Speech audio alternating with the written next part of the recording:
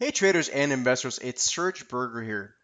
One of the thoughts that I've been pondering for the past couple of days is whether stocks as represented by the S&P 500 here are mostly going to go sideways and sort of chop back and forth until next Wednesday's FOMC meeting on December the 16th.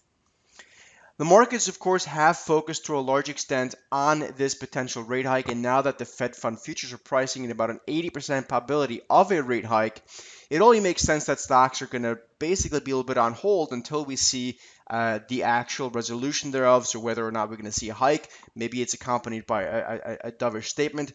Whatever the case may be, it makes sense that we're pausing here. What I will say, though, at the same time, is that over the course of my nearly 20-year trading and investing career, I've learned that the one thing that the markets are concerned about at any given point tends to not be the thing that causes volatility.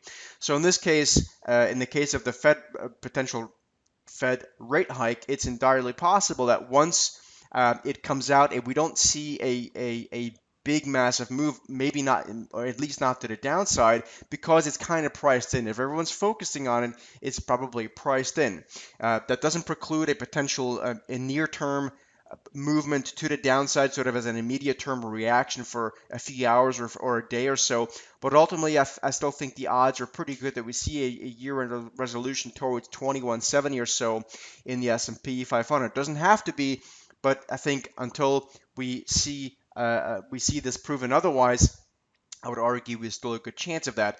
Once we get into the second quarter of 2016, I think things could get a lot more difficult.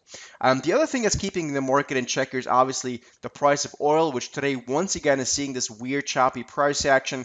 We're just not being able to get any traction. This is the XLE, the S&P 500 energy sector ETF, so we're not really seeing any real traction yet, and that's causing the market to remain fairly choppy and range bound as well. So until we see a resolution in the price of oil at the very least, I think this is going to make it also difficult for the broader market to rally. So it's likely going to remain choppy at least into that next week FOMC meeting. Last but not least, the financials. Look at the XLF S&P 500 sector ETF.